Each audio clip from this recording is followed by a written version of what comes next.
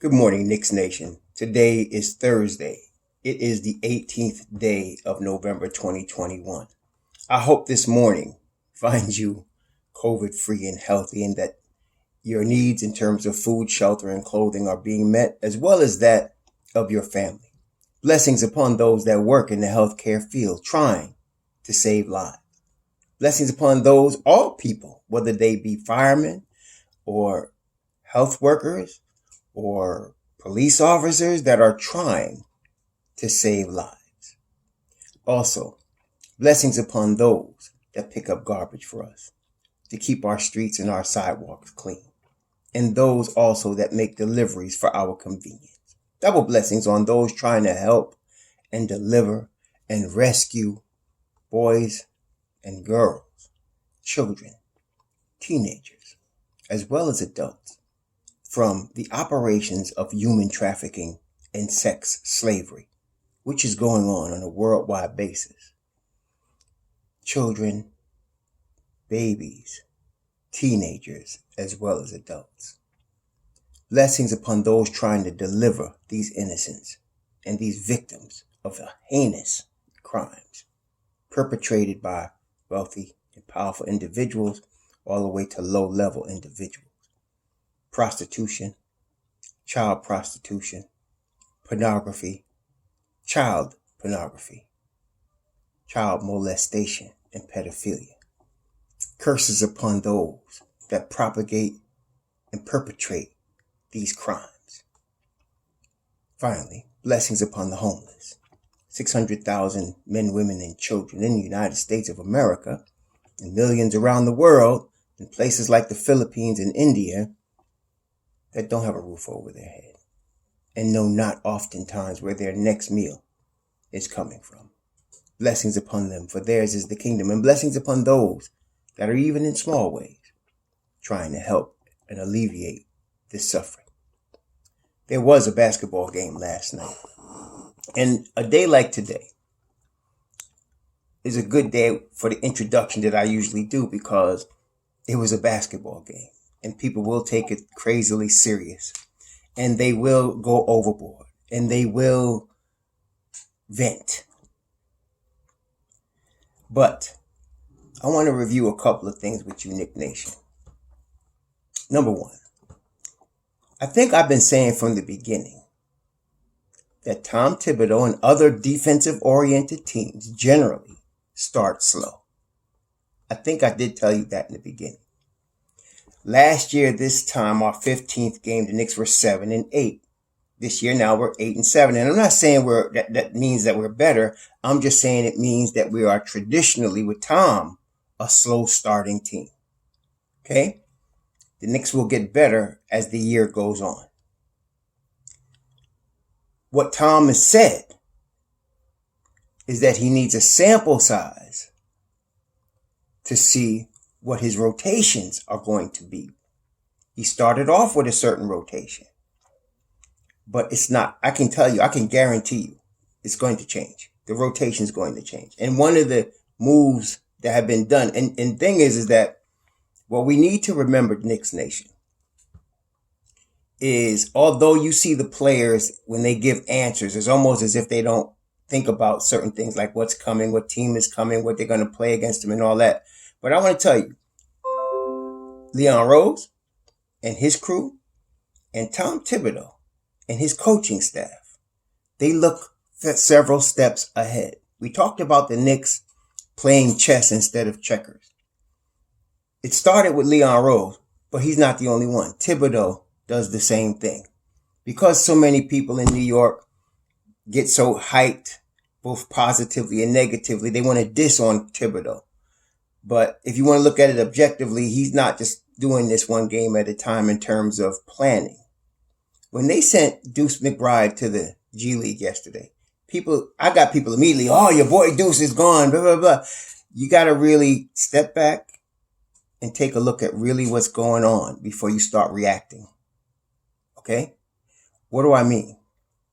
Generally, when a player is sent to the G League, there are several reasons. For example, a player is coming back from an injury. and he's in the rotation, you want to get him back into game speed and game playing shape. So you send him to the G League to get those repetitions, to get back. You send a player to the G League when they're struggling and you want to get them right. So you send them there in order to help them get coaching on another environment and game situations. You send also a player to the G League when you're ready to play him, but he hasn't been getting a lot of time and you need him to get ready in game speed with game reps because he's going to get that, and you don't want him to be completely cold when he comes into the game and out of the rhythm. This is the case with Deuce McBride. Deuce McBride is not on a G League contract. He's on a regular team contract. They have 2 G League players in Semantic and Sims. So he's not on a G League contract. It's not like, you need to keep him there. They're not going to do that. I believe they put him down there to get him ready to play because looking ahead, Thibodeau is going to know he's going to need him. Last night was an example. One of the areas, there was 2 areas that were really horrible last night. Turnovers, 18 turnovers for the Knicks last night, and defense.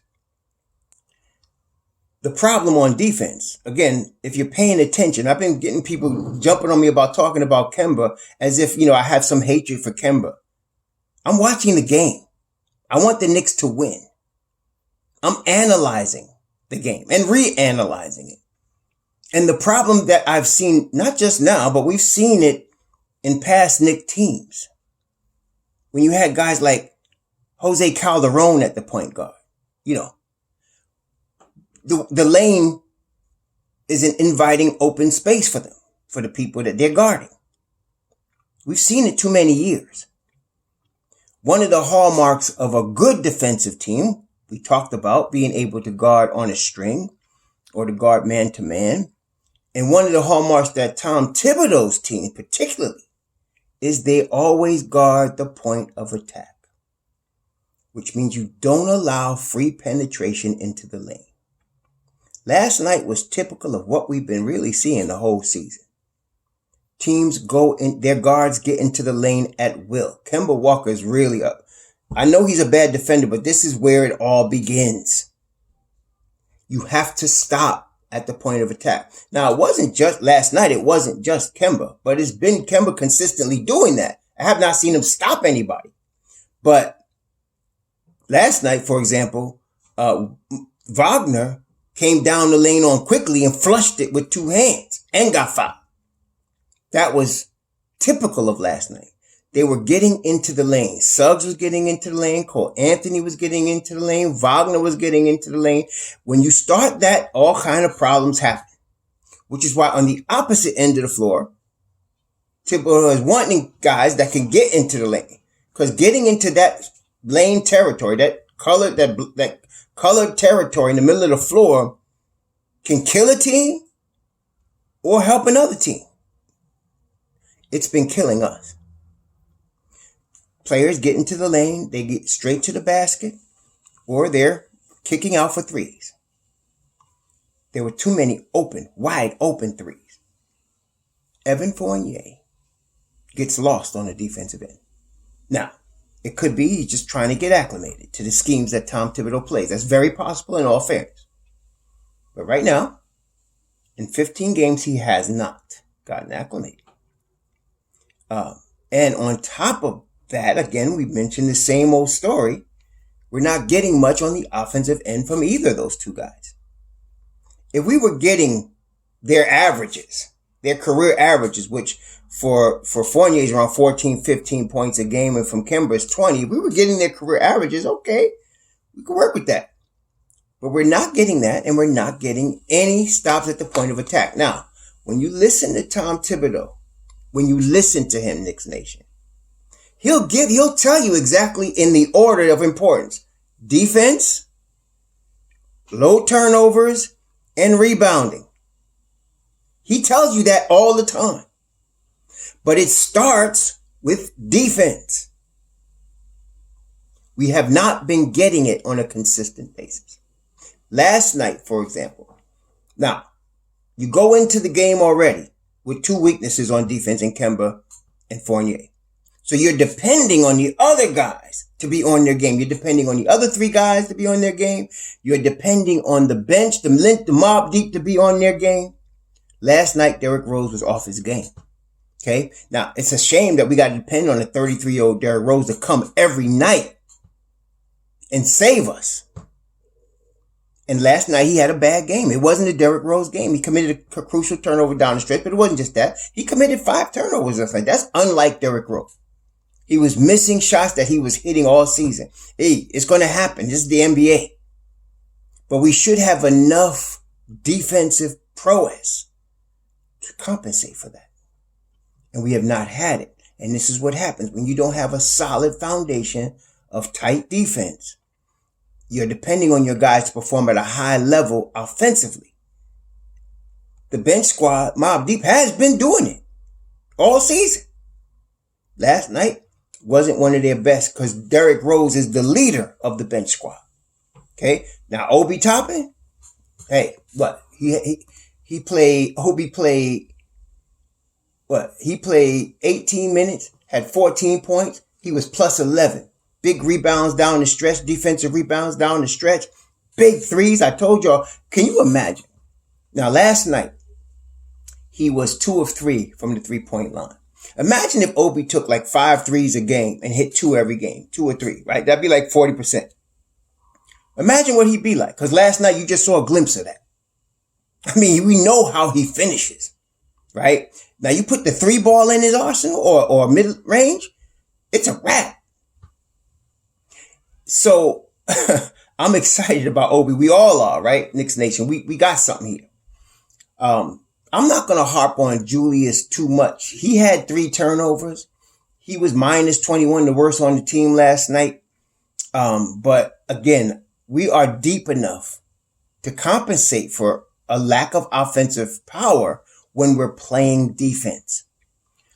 That brings me to the point I started with. You're going to see Deuce McBride. They did not bring him to the G League to keep him there. He's going down there to get some game reps. And notice they did it while we're on this homestand. They're going to go to Chicago Sunday. You'll probably see him. Okay? You'll probably see him because it's a back-to-back. I don't know if they're going to sit Kemba for the Houston game or the Chicago game. I don't know. But you're going to see Deuce. This is a good stretch. I think the Westchester Knicks play also 3 games between now and then. So you're going to see him. He's going to get some game reps and he's going to be ready to play. They're going to need him. You got to do something at the point of attack. It's got to happen. Okay. If you eliminate just that, let's just say last night, everything else was the same, but Orlando could not get into the lane. That they would just solidly stop. That they tried and they were locked up getting into the lane, forcing them into taking alternative shots and bad shots. We would have won the game. Just that. Just that. Forget, still giving us 18 turnovers. We'd have won the game. Okay? Just that. That's how important it is. So, the turnovers, yes, obviously, we have to reduce the turnovers, but I think there was like 4 of them, at least, where guys just didn't know where they were on the floor. OB once, D Rose, didn't know where they were on the floor. RJ, and just, that's a turnover, right? When you stepped on the line, that's a turnover. And so you got to know where you are on the floor. That's just very simple, right? That's correctable, obviously. But still, if you take away those 4, there's still 12 turnovers. There's still 12 turnovers. Okay? There's still 12. So that's too many. Actually, no, they had 18. That's still 14 turnovers. There was some really bad turnovers. Quickly only committed 1, but it was a bad one at the 4th quarter when we needed a basket. So overall, the team was off offensively last night. There's no doubt. But it was the lack of defense. And then at the defensive end, the main part is the lack of stopping somebody at the point of attack. That's the ball game for us right there. If you can do that, if you can stop them at the point of attack, now you have more help from Mitch Robb, who played tremendous last night. To me, the 2 MVPs for the Knicks last night was Mitchell Robinson and Obi Toppin. Mitchell was plus 8. Obi was plus 11. Mitchell had 13 points, 11 boards. He had 8 offensive rebounds. The Knicks got crushed on the offensive glass last night. including a big one at the end where he was slammed. He caught the ball, got the ball. He was slammed to the floor, hurt his hip, and he wanted to go back in, but you could see I fell on my hip like that once on the stairs. That is painful, man. And I could see him wincing. He wanted to go back in. He was caught waving the staff off, but then he got up and he knew he was hurt. I don't know if he's going to miss. Today is Thursday. I don't know if he'll miss Houston. I would sit him against Houston and prepare him for Chicago on Sunday. Let him get some treatments and some sauna and, and some massage and everything. Because Mitch, y'all talking about, let me tell you something. There's a saying, and I had to tell somebody yesterday, but I'm going to tell y'all now. A broken clock is right twice a day, right? A broken clock is right twice. What is that? What do I say that? You keep saying Mitchell Robinson's injury prone. So when he gets hurt, see, he was injury prone. Well, everybody gets nicked up in the NBA. Nobody plays 82 games. Of the 15 games the Knicks have played, Mitchell Robinson has played 14. 14 out of 15. That's not injury prone. He gets nicked and he comes back in the game. That's called tough. Okay? Y'all need to stop tripping. Y'all get caught up in the media narrative. Media creates a narrative and y'all buy into it like suckers. You need to stop that. And then, I talked about the other day how some people have miserable lives and they vent that misery onto their favorite sports team. And I understand it. I do understand it. I'm not trying to doubt, but that's the truth about it. There are people, they just have miserable lives and they vent their misery on sports. And that's cool. I'd rather them do that than beat up their wife or go shoot somebody or hurt somebody. I'd rather them do that. Okay. Then there are other people though that I find amusing. They have to be right. They have to be right.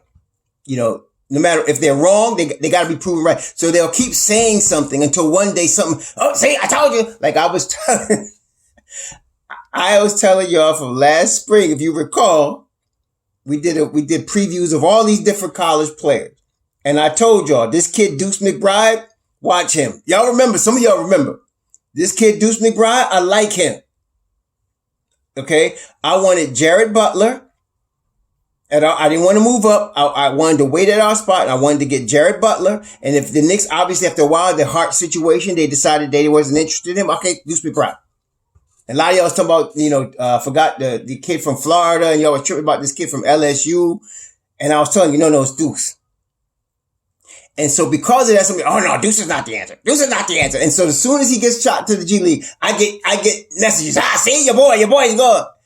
People got to be right. It's not even about, it's not even about proper analysis. It's not even about observing something and being an intelligent observation. It's about, I got to be right. So I want to keep harping on this until it comes to pass. So now here's the Mitch's injury prone narrative. He's played 14 out of 15 games. Last night he was +8. He was one of the few bright spots on the floor, but he's injury prone because he went for a rebound in a crowd and fell and hurt his hip and was trying to get back in the game even then. Okay. So I find it amusing. And people will write, they don't write little comments. They'll write like books, man. I don't know what y'all think I got time to read your theses, man. Cause they be writing theses about this stuff, man. Woo, man. Knicks Nation, I love y'all. Let me tell you something. Let me just say this. Knicks Nation is a family, right? And you know what? Whether you're a hater, you're still part of the family. If you just want to be right all the time, you're still part of the family, right? If you like a broken clock, we still love you. You're still part of the family. Every family got knuckleheads, right? Right? You'll be honest. Every family got a knucklehead in it. So even knuckleheads in Knicks Nation, little crack babies coming off the crack, want to trade everybody every day 2K, you're still part of the family. We still love you, man. So I want to tell y'all, Tom's going to make some changes. He's not having the no defense thing, and he's not having the point of attack problem that we're going to continue to have. We're going to continue to have that. That's not going away. As long as he got the same starting lineup, those two starting guards, we're going to have that problem. Okay, that's going to be a problem. So he's going to solve that problem. And part of the resolution just went to the G League yesterday. Okay, the other part is the other rookie we got, Quentin Grimes. Okay, you're going to see changes. And I'm telling you, I don't know if he's going to wait till the 20th game, which is the weekend after this one, or he's going to start Sunday. But you're going to see a change in the rotation. He's not having it, man. It's not that, like I said, the Knicks start slow, and one of the reasons they start slow is because he's got to figure out his rotation. Miami did not start slow this year because they start the same starting five except for Kyle Lowry that they had last year. And they got upgraded big time, with Kyle Lowry.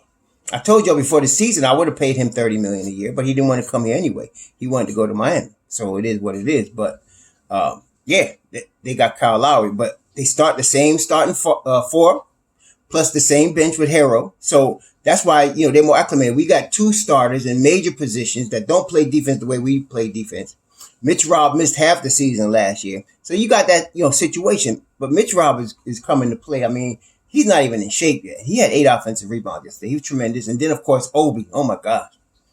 Obi was real tremendous. And let me not forget AB, Alec Burke, with his 15 points, man. I mean, big threes down the stretch. He was only 4 of 12, really, from 3-point, but they were big down the stretch. One of the few players that played heavy minutes and didn't have any turnovers last night was Alec Burke. Really good defense. You might see him in the starting lineup soon. You might, because, he's playing really good, and he plays really good defense. I would not be surprised if you see Alec Burke in the starting lineup, at some point, because he's just playing that good. He's a veteran. Tom likes him. So there you go.